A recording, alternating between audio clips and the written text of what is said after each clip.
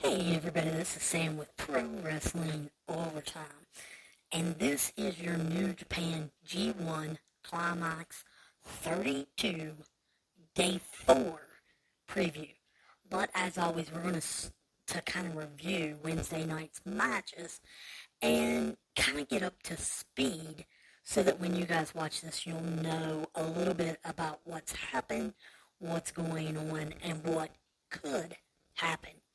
So, on day 3, which was Wednesday, coming into the weekend, you in A block had Bad Luck Fale beat, get this one, Lance Archer by the 20-second countout.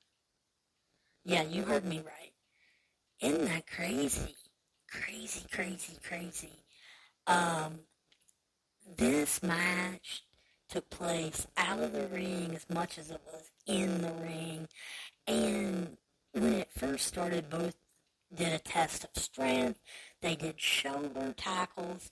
And then Bad Luck Fale kind of took over and they went outside the ring.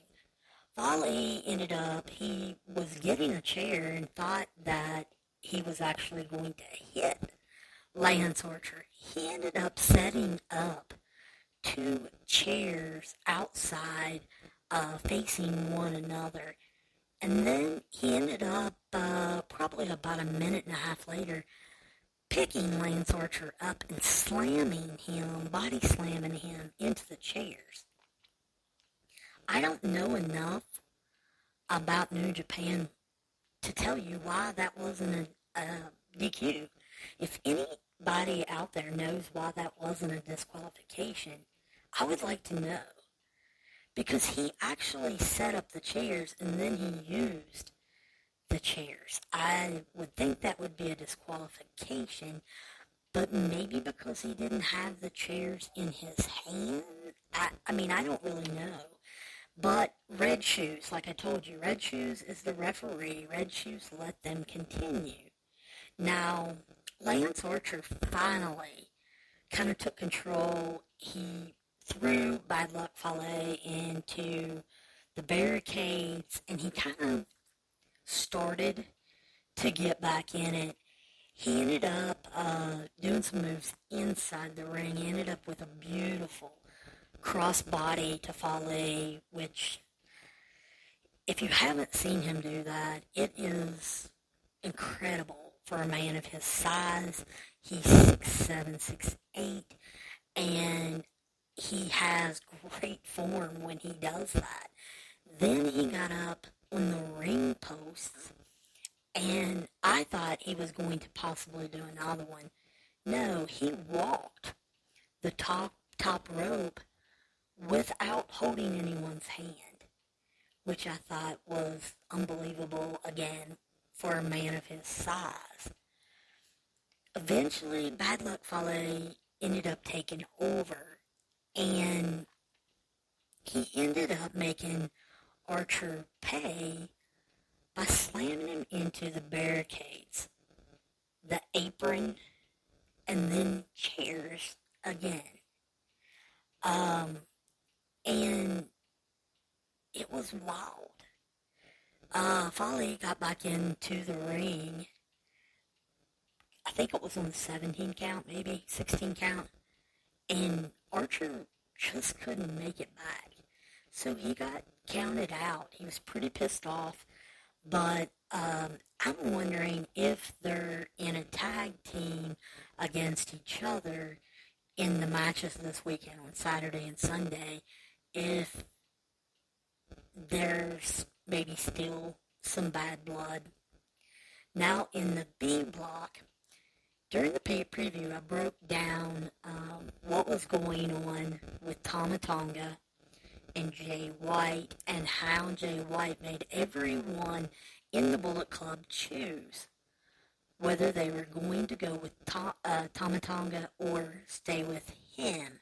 Everyone chose to stay in the Bullet Club except for Tama Tonga's brother. So Tama Tonga took on Chase Owens on Wednesday night session, and this was the first time that he's really met someone one-on-one from the Bullet Club. Now, Chase Owens started this match. As soon as the bell rang, he immediately rolled out of the ring. But then when he tried to get back in, Tama wouldn't let him. So Tama Tonga started off controlling this match. But then Tama Tonga's brother was outside of the ring, and Chase Owens super kicked him straight into the face. And when he did, Tama immediately rolled out of the ring to check on him, and that allowed Chase Owens to get back in the ring, take over the match, and he even did some high-flying maneuvers that he usually only does in a tag team situation off the top rope. However, that's what Tama eventually caught him in. Now, when I was watching this match, I've always heard of Tama Tonga and his brother, but I had always seen him in a tag team, in the God tag team, the Guardians of Domination. And no one could tell me why he hadn't made it in American wrestling. He's from America. He lives in Florida. He is, I believe, the cousin or second cousin to Roman Reigns, the Usos, The Rock, all of them. And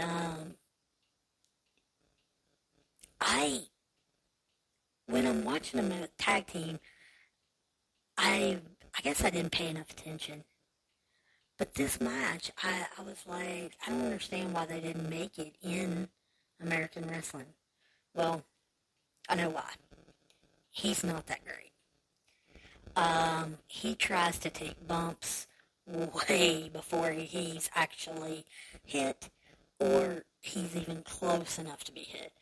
One time Chase Owens went to swing at him, and I swear Chase Owens was still probably a good 6 inches, a foot away with his hand, and Tama Tonga was already falling backwards.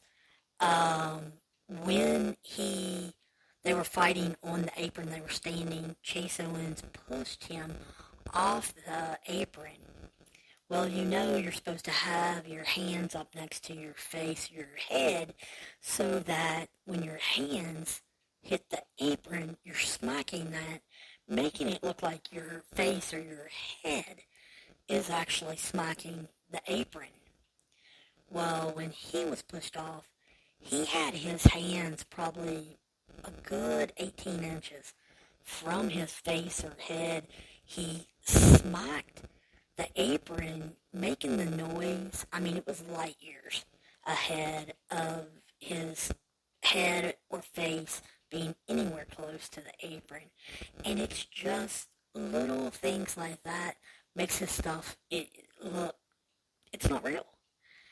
And even me, who loves wrestling, who wants to watch wrestling all the time, I can't even suspend my disbelief enough for that to be okay. So, if you're 40 years old, which Tama Tonga is 40 years old, and you can't do simple things like selling a punch, you're selling it way too early, you really don't deserve to be in AEW or WWE. You really don't. And, like I said, I must not, because I don't like the Good Brothers, and I like Carl Anderson most of the time, but I don't really like them as a tag team, and that's who Tama Tonga come over to kind of take on, and that's probably why I didn't pay a whole lot of attention to it. Now, in the C block, you had Hiroki Goto taking on Tetsonsuva Nato. I always mispronounce that. Please forgive me. I don't mean to offend anyone. It's just my pronunciation skills aren't great. Um, Nato has this crazy entrance that the crowd seems to get in and enjoy. He comes to the ring in pants, dress pants, and a long kind of dress blazer that goes down almost to his knees. And then when he gets in the ring, he puts on a ball cap. And I don't really know what the significance is of the ball cap. And then he acts like he has a monocle coming from his jacket and holds it up to one eye. Now, I guess there's some reason for this. I don't really know what it is. And then they introduce Goto.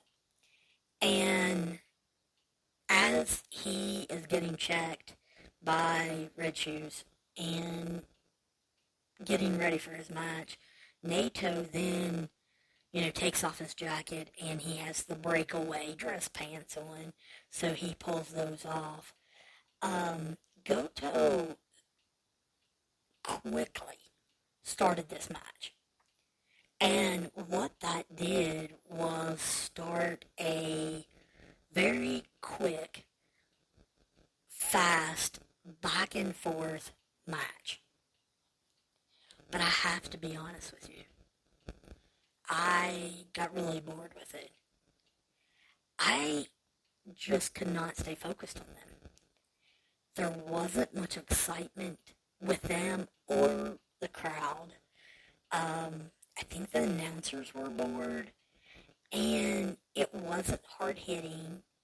It was a lot of almost Irish whips off the ropes, or them swinging each other into a corner and doing a move, and then the other person doing a move. I wasn't interested in either wrestler. I don't feel... I've heard Nato has an awesome personality.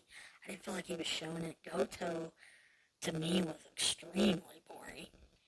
And I don't know whether they were selling or exactly what was going on, but both of them acted like they were worn out the whole entire match. Anytime somebody hit a move and they ended up on the mat, they acted like they couldn't get back up. And I was just extremely thankful that Goto finally hit his finisher to end this. But they both laid there on the mat for probably a minute. It seemed like 15 minutes, but probably a minute. And then we saw Nato get back up, and he fell down going up the ramp. Young boys ran down to help him make it back up the ramp. And I understand he's in his 40s too. And this is his last G1 tournament. But I was just like, if you can't make it up the ramp after that, you might need to quit right now.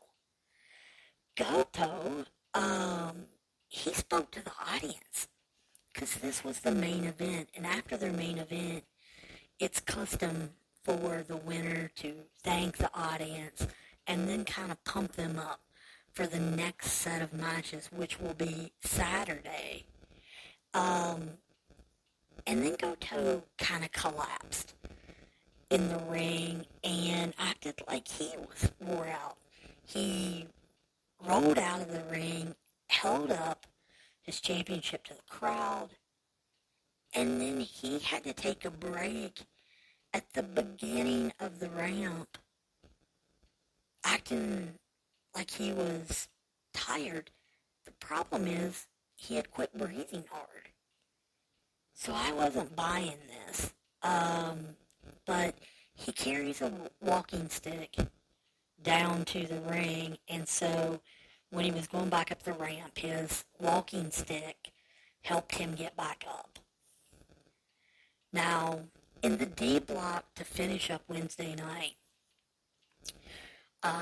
Yuro Takahashi beat David Finley. But he got help from his Bullet Club members.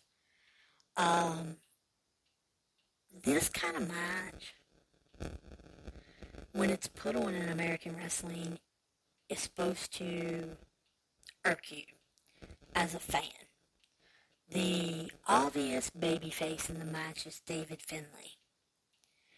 And if this was American wrestling, he would be screwed over because Show from the House of Pain, House of Torture, from the Bullet Club, came down to help Yujiro. And David Finley in American wrestling would make a comeback and overcome the obstacle of it being a 2-on-1 situation. They didn't have the typical babyface story, though, in this match in New Japan G1. What happened was Yujiro was getting in trouble. Finley was really getting after him. And like I said, Show came down, and his antics really helped Yujiro take over the match. And then he had a distraction to David Finley, and Yujiro hit him with his finisher and got a 1-2-3 pretty quick. Finley is starting off this tournament 0-1, and his next match, I believe, is with Juice Robinson, his old tag team partner. So, not exactly sure how that's going to go, but I do want to see. Evil is in the G1, which is the tag team partner of Show.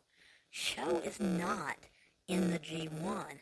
I'm interested to see if he interferes in any other matches. Now, you've heard me talk about G1 tournament fatigue. Guys, I need to admit this to you. Some of you have probably already figured it out. I didn't make it on Saturday morning. Saturday was supposed to be at 5:30 in the morning, and that's what we're going to preview right now. I watched SmackDown.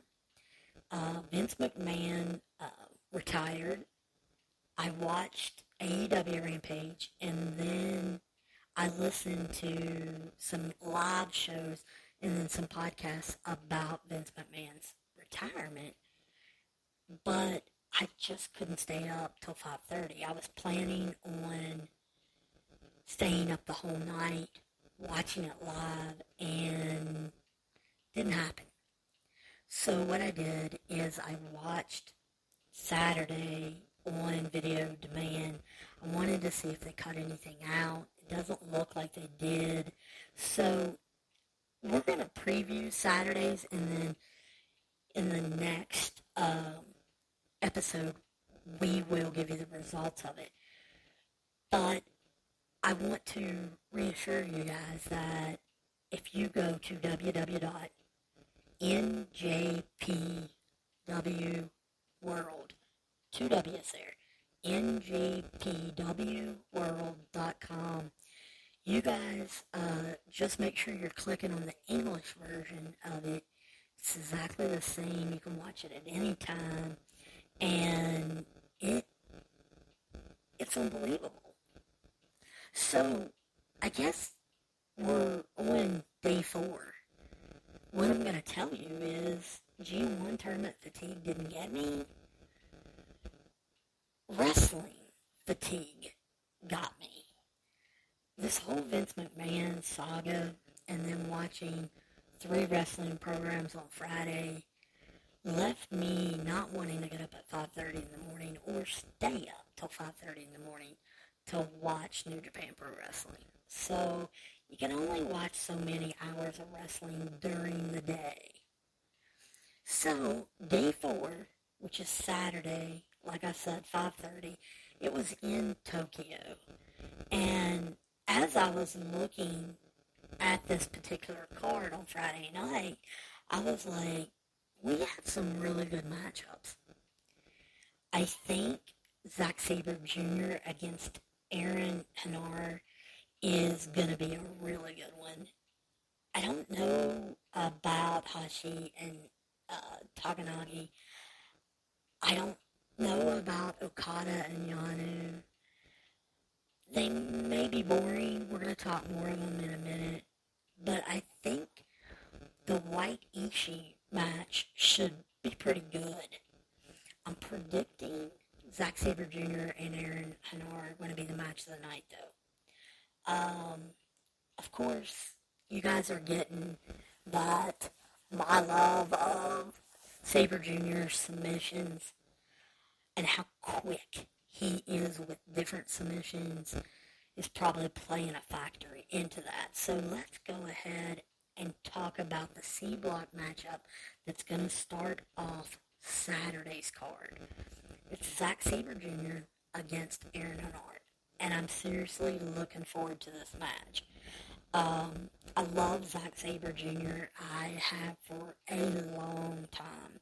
I wish he would come to the States to wrestle so I would get to see him more often. I don't get the opportunity to watch New Japan Pro Wrestling as much as I probably should.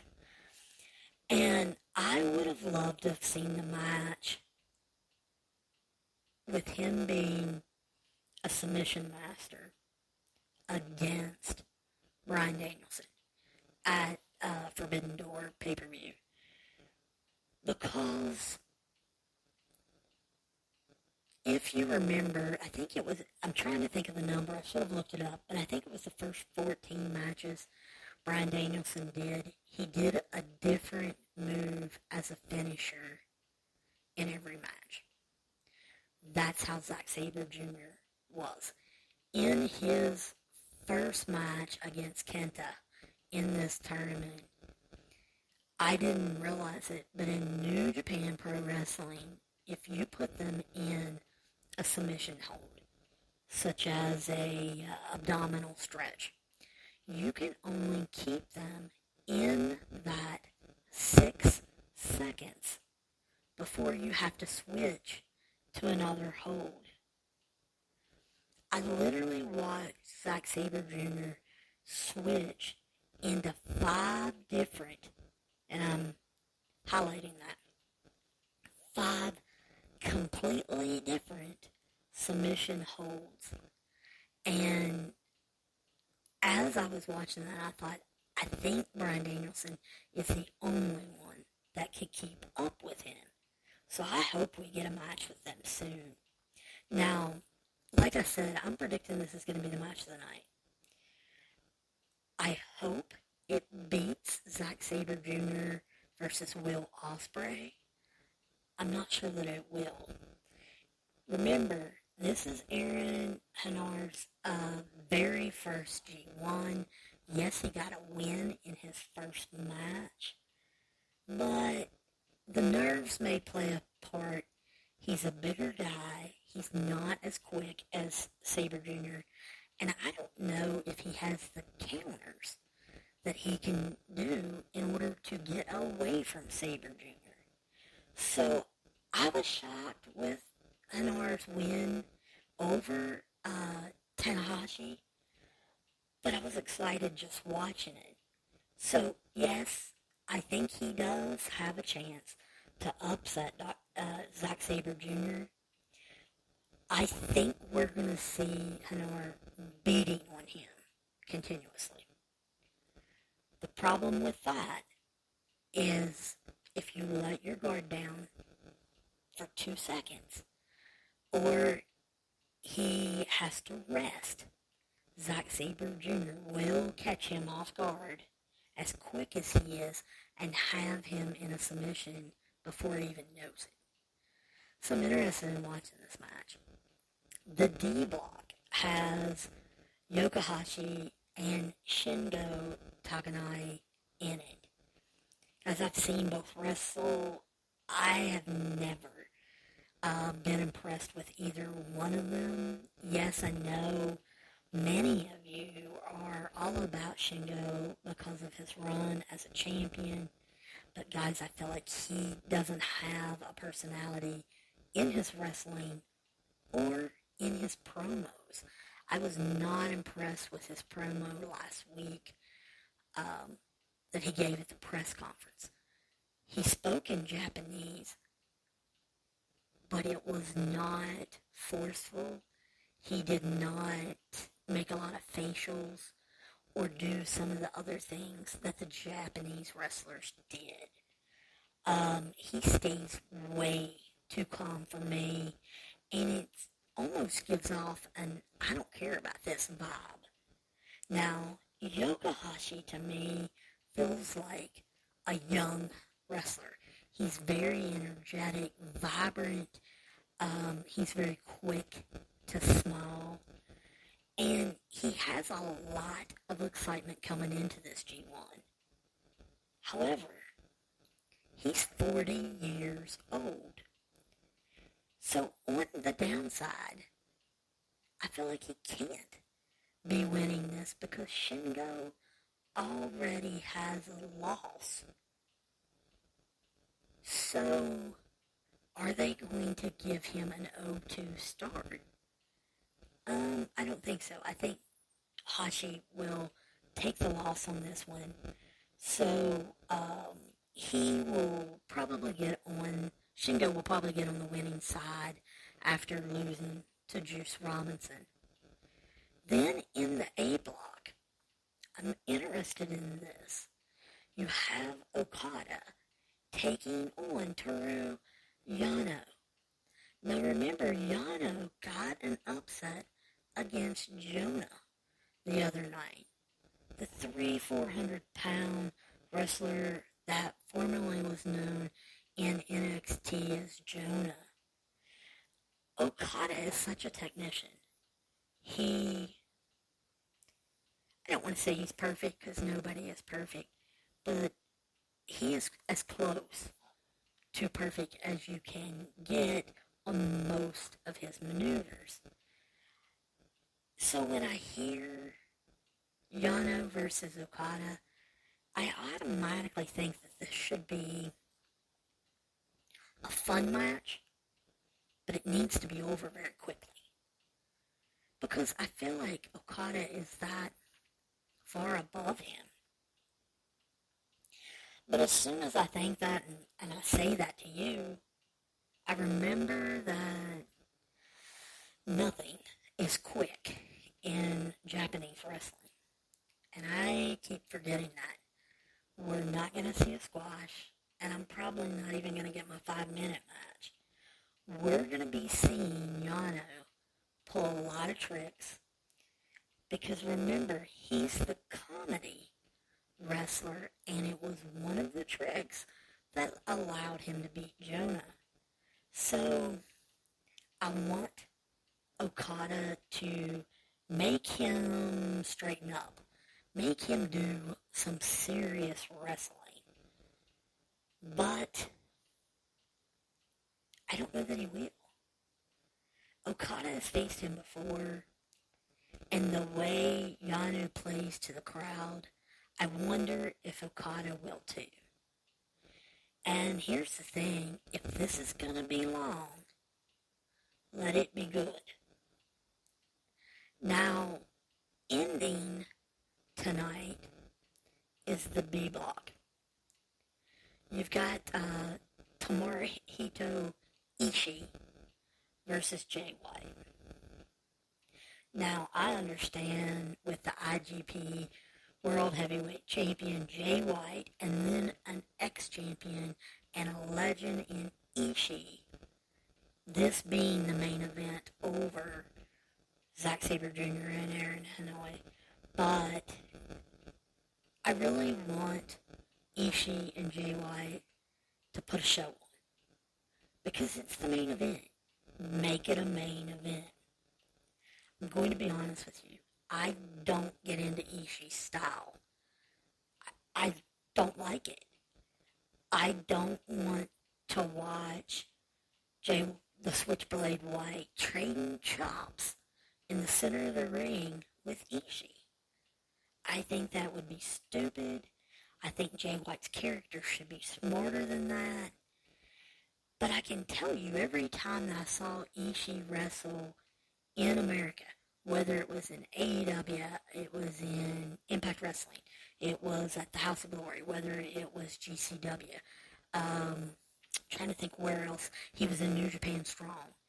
Everywhere I saw him, he pulled whoever he was facing into a chop fest in the center of the ring, them taking chops, him taking chops. I don't want to see it. I don't know whether New Japan will want Ishii to be 0-2. However, I guess it was last year or year before, he started off 0-4. I can't see them allowing Jay White to lose this match. Unless they want to give him a shocking loss so that he would have one loss when he goes in to face Tama Tonga. However, I think his loss is going to happen later in the tournament. So, if Ishii beats Jay White on Saturday, Ishii will get an automatic rematch for the championship sometime between August and January 4th. And if he wins, then he wins the championship. So I think that's interesting. I really do. I'm looking forward to watching this and really seeing, I think 2 out of the 4 will be good matches. I'm hoping we get 3 out of 4. So if you guys have any questions, comments, problems, or protests, you guys know, write me at prowrestlingot@gmail.com. prowrestlingot@gmail.com. You guys can always hit me up on Twitter, Pro Overtime, that's 2 O's, Pro Overtime. I will be more than happy to talk to you guys. If you write me, I will write you back, but I'll also answer it on a podcast episode. So, guys, I look forward to talking to you guys again, and hopefully seeing you down the road.